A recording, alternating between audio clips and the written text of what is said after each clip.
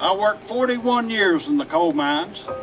I have black lung, and it's just unfathomable what these poor coal miners have to go through in order to get what they have worked for and deserve. At one time, poverty was a temporary condition. You were on a down slope for a minute, but you could bounce back up. We can't bounce back up today. It's permanent. We're not going back to the factory and building cars and trucks like we once did. A job working at McDonald's or the grocery store doesn't pay enough for one person to live. We work a 40-hour work week, still not enough. Living from paycheck to paycheck. Rent is $600 a month. We got water bill, electricity. I do this for my kids, and it hurts. I'm 46 years old. I've lived in poverty here in West Virginia every day of my life. And I'm working. I am working poor with a bachelor's degree. I'm doing the best I can with what I have. We were in the height of mass water shutoffs. This entire neighborhood was shut off all at one time. I saw all my neighbors get shut off right in front of me. It was kind of terrifying. I'm 42 years old, and I'm a cashier at McDonald's. I had lost my house. You're welcome to come inside. There's a lot of people that are living in their cars. You never notice until you're in the same situation. I don't have stuff to give my children. I'm paying all these bills, and they need school clothes and stuff. They be asking me for, I can't give it to them. Now I'm a Kansas farmer's wife. Kansas farmers are committing suicide. Why? They're usually in debt up to their eyeballs. I see poverty in my own community.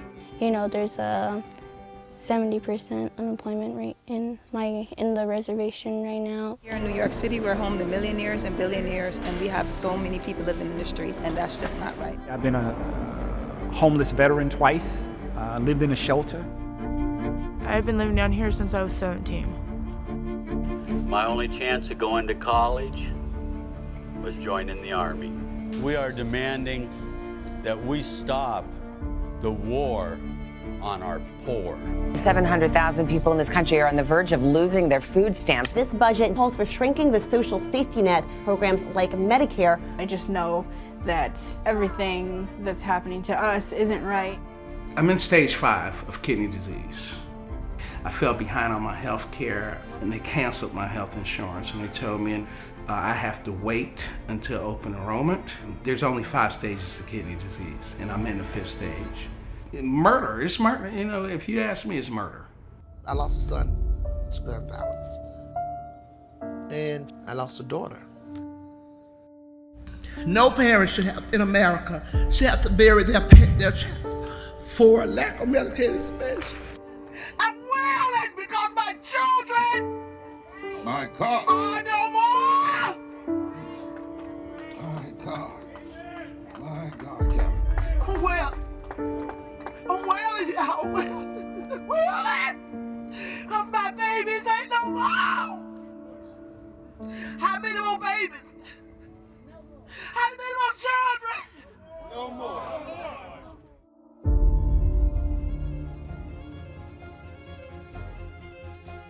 I want you to know that when hands that once picked cotton join hands of Latinos, join hands of progressive whites, join faith hands and labor hands and Asian hands and Native American hands and poor hands and wealthy hands with a conscience and gay hands and straight hands and trans hands and Christian hands and Jewish hands and Muslim hands and Hindu hands and Buddhist hands. When we all get together, we are an instrument of redemption.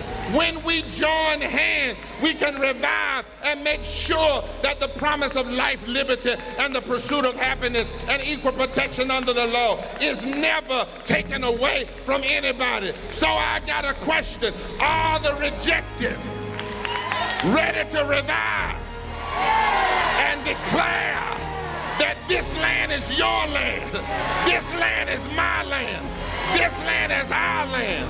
And together, from the State House to the White House, the rejected are going to demand that this nation never give up on being one nation under God, indivisible, with liberty and justice for all.